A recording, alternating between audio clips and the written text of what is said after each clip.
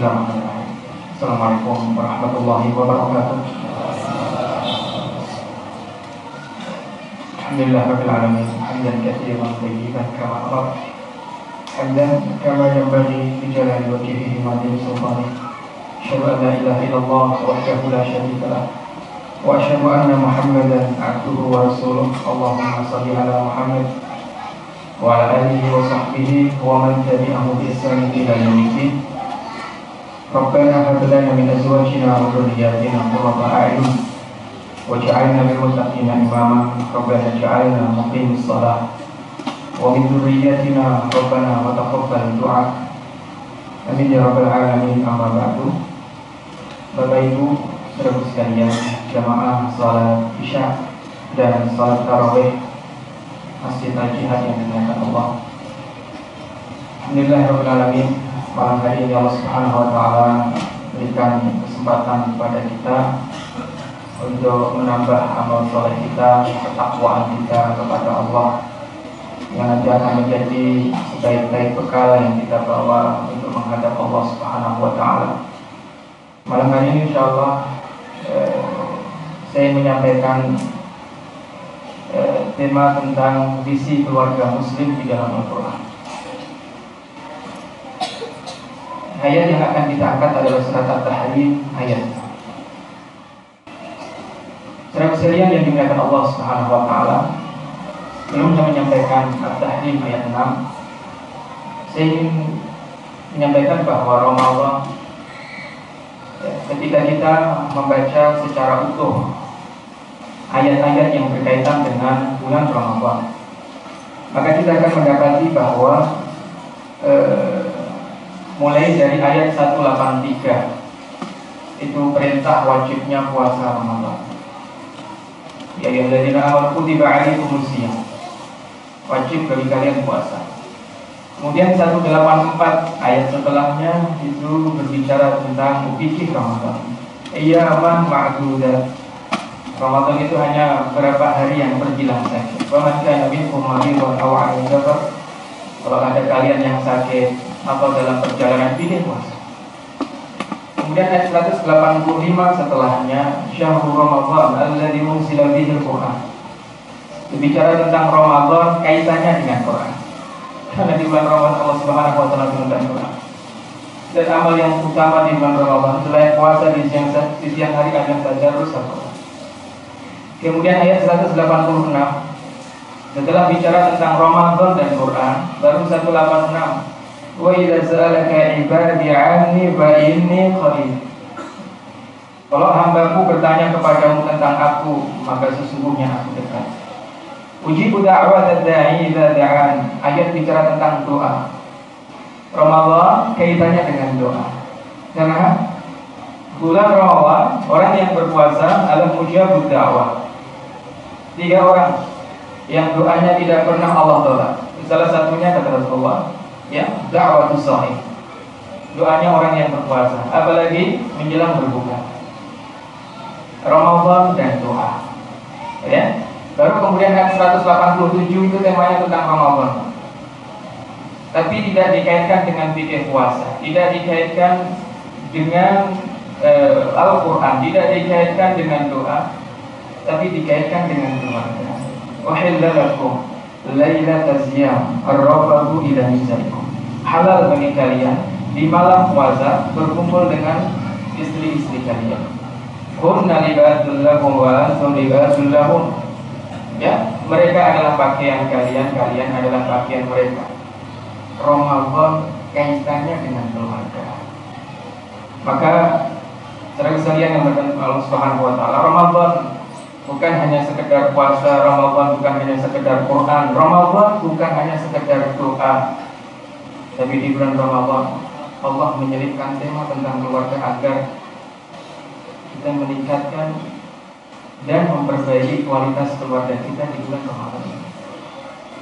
Dan malam hari ini kita akan membahas tema tentang visi keluarga muslim dalam Al-Quran. Visi itu penting, ya.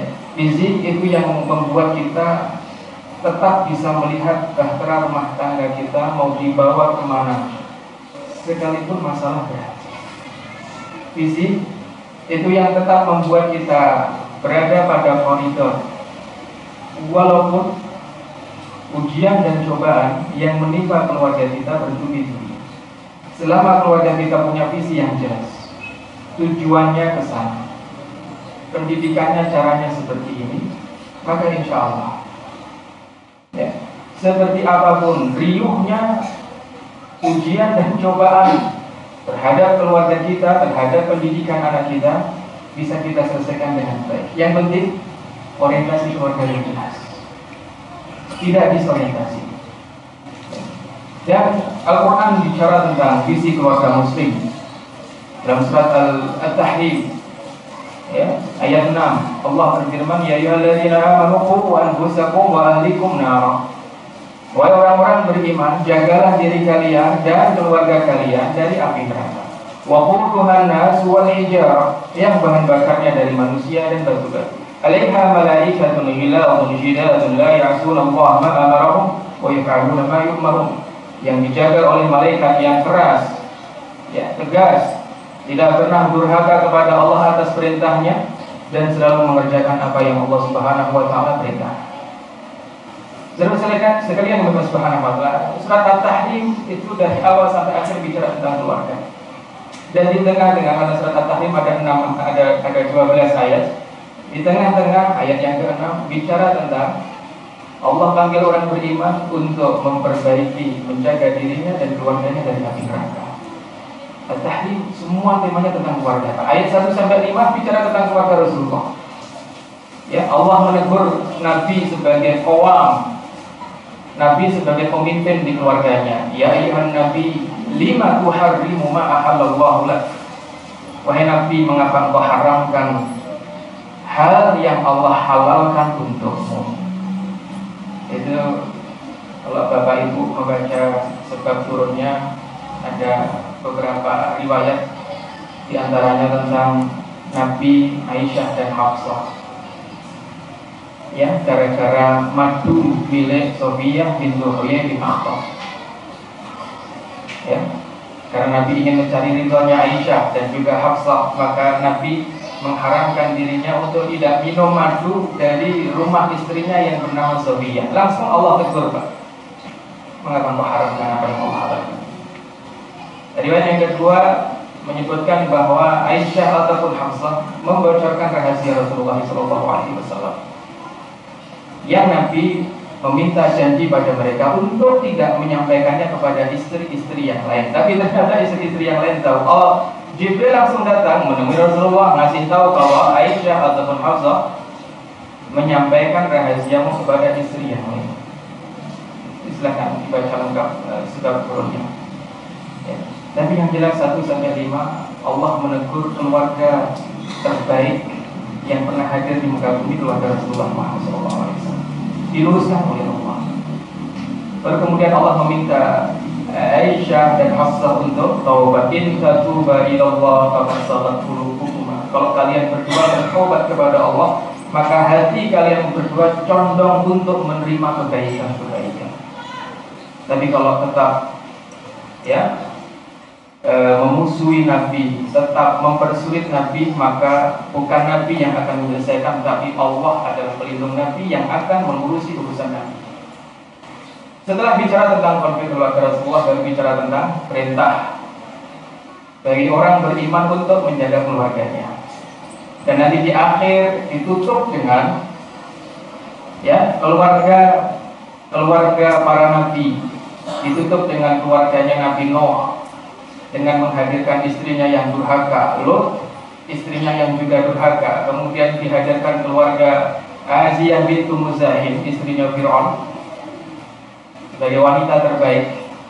Dan ayat yang ke-12 ditutup dengan keluarga terbaik juga yang pernah Allah hadirkan, bahkan nama keluarganya sebagai nama surat dalam Al-Quran, Al-Imran, Maryam ibnat Imran. Satu-satunya keluarga yang bukan nabi, tapi karena kesalehannya bisa menghasilkan orang dan menjadi nabi. Isa alaihissalam. Imran bukan nabi, Hana bukan nabi, suami istri bukan nabi. Begitu punya anak Maryam, karena kesalehannya Allah karuniai anak laki-laki Isa bin Maryam sebagai nabi.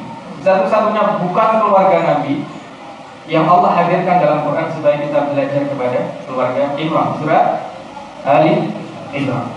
Baik, saudara sekalian yang Subhanahu wa taala, ayat Nabi alladzina amanu qu anfusakum wa ahlikum nar. Jagalah dirimu dan keluargamu dari api neraka.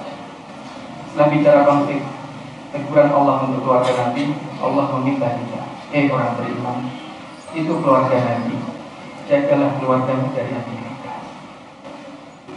Bagaimana Ali bin Abi Thalib mengatakan, "Alimuhum wa adibuhum." Ajari keluargamu ilmu, ajari keluargamu adab. Bagaimana Qatadah mengatakan, muruhum bi ta'atillah wa nahum 'an ma'siyatillah. Suruh keluargamu untuk taat pada Allah, larang keluargamu untuk bermaksiat pada Allah. Kalau engkau melakukan dua hal itu, maka engkau sudah bertakwa kepada Allah dalam keluargamu. Kalau engkau belum melakukan dua hal itu, engkau belum bertakwa kepada Allah dalam keluargamu. Allah perintahkan untuk kita untuk menjaga keluarga kita, anak-anak kita dari api. Jadi, terus sekalian, pendidikan dalam keluarga muslim bukan hanya sekedar menjadikan anak yang sebelumnya bodoh jadi pintar, tidak ngerti berhitung jadi bisa berhitung, nggak ngerti ilmu zain menjadi ngerti ilmu zain. Bukan sekedar itu, tapi pendidikan dalam keluarga muslim jauh melampaui itu. Bahwa pendidikan dalam keluarga muslim adalah pendidikan untuk menjaga mereka, istri kita, anak-anak kita dari api neraka. Sehingga kalau kita menyekolahkan anak kita mendidik anak kita, orientasinya hanya supaya anak kita pintar, maka perlu diorientasi lagi visi keluarga kita. Quran memberi panduan pada kita bahwa pendidikan dalam keluarga muslim bukan hanya menjadikan anak yang awalnya bodoh menjadi pintar, nggak ngerti menjadi ngerti, nggak tahu menjadi tahu, tapi melampaui itu bahwa Quran ingin agar pendidikan yang kita berikan pada anak kita adalah pendidikan untuk menjaga mereka dari api neraka. Berpikir jauh, tidak pragmatis. Disekolahkan cuma biar pintar, tidak, disekolahkan biar ngerti hak-hak Allah dan ngerti hak-haknya, sehingga selamat agamanya dan selamat akhiratnya. Maka ayat 6, ayat 7, Allah memanggil orang kafir, ya ayyuhalladzina kafaru la ta'tadzirul yawm. Jadi setelah Allah memanggil orang beriman, Allah memanggil orang kafir. Dalam Quran ini namanya iltifat. Dalam ilmu Quran namanya iltifat. Iltifat itu pengalihan.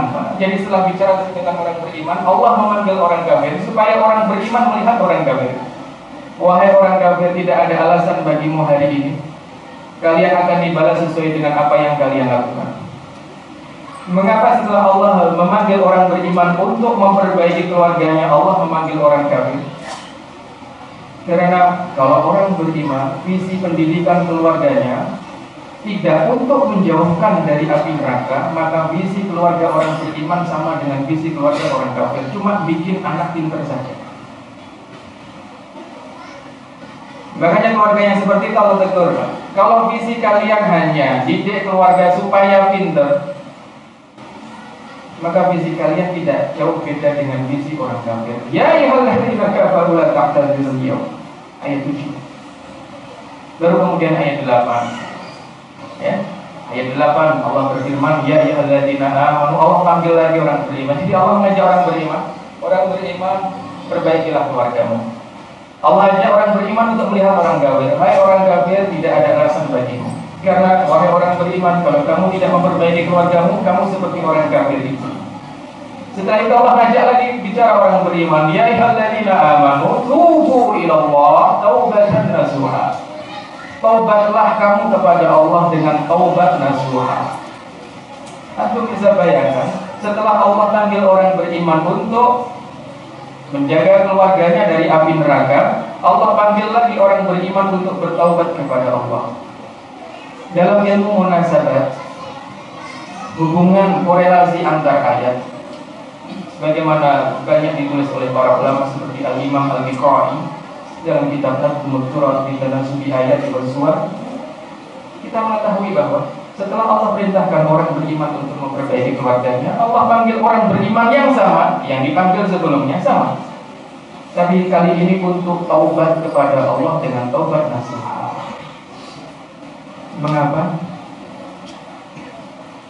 Sederhana, bahwa kesalahan kita dalam mendidik keluarga kita itu adalah dosa yang harus ditaubati. Kesalahan kita dalam mendidik anak kita itu adalah dosa yang harus ditaubati. Dan antum tahu taubat apa bedanya dengan istighfar? Istighfar untuk dosa kecil, taubat untuk dosa besar. Karena kesalahan kita dalam mendidik anak kita, konsekuensinya, resikonya bukan hanya sengsara di dunia, tapi kesengsaraan juga di akhirat.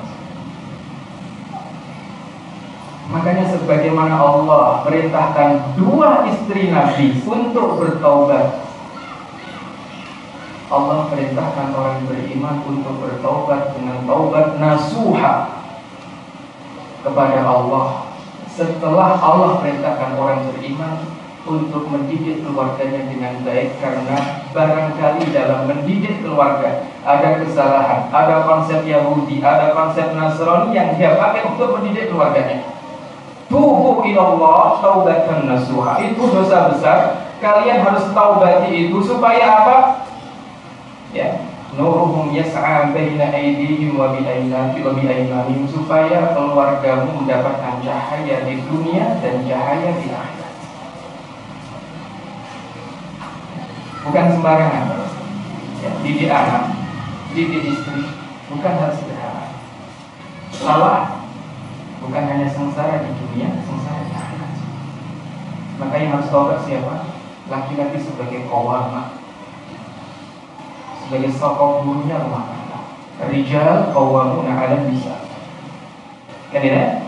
Baru kemudian ayat 6, ayat 7, ayat 8, ayat 9 Allah panggil orang Nabi, ya ayyuhan nabi jahidil kufar wal munafiqin waghluz 'alaihim. Wahai Nabi, perangilah orang kafir dan orang-orang munafik dan bersikaplah keras kepada mereka. Kufar di situ ada orang kafir yang memusuhi orang Islam. Setelah Allah perintahkan orang beriman untuk mendidik keluarganya, Allah perintahkan orang beriman untuk bertobat. Setelah itu Allah panggil Nabi, wahai orang beriman, lihatlah Nabi, aku perintahkan kepada Nabi untuk memerangi orang-orang kafir. Maknanya luas. Kaitan dengan ayat sebelumnya adalah kita dalam mendidik keluarga. Ya, kita dalam mendidik keluarga. Jahilil kufar wal munafiqina waghluz 'alaihim. Maka jangan sekali-kali pakai konsep dan ideologi kafir dalam pendidikan rumah tangga kita. Jangan masukkan isme kafir dalam pendidikan istri dan anak. Liberalisme, hedonisme, dan lain sebagainya. Ya. Jangan adopsi, apalagi teori yang dibuat oleh orang-orang manusia yang sudah jelas-jelas kekafirannya. Ya. Teori Sigmund Freud dalam pendidikan. Mohon maaf. Teori Darwin dalam ilmu pengetahuan. Hindari konsep-konsep itu.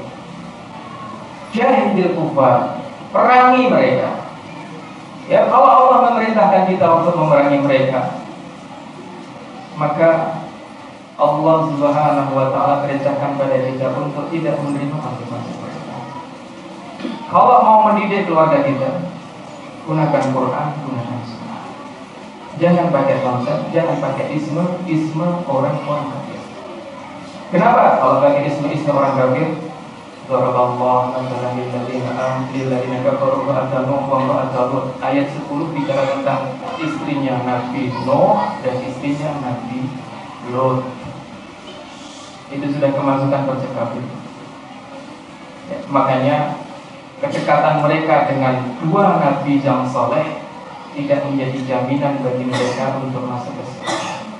Oleh sebab itu, masyarakat muslimin sidang salat tarawih yang dimuliakan Allah, mudah-mudahan pembahasan singkat malam ini ya, ayat per ayat kalau mau kita tadabburi lebih dalam jelas butuh waktu berkali-kali pertemuan. Tapi setidaknya inilah gambaran global isi keluarga muslim dalam surat At-Tahrim, bahwa pendidikan keluarga muslim bukan hanya sekedar pendidikan untuk menjadikan orang bodoh menjadi pintar, nggak ngerti menjadi ngerti, tapi pendidikan yang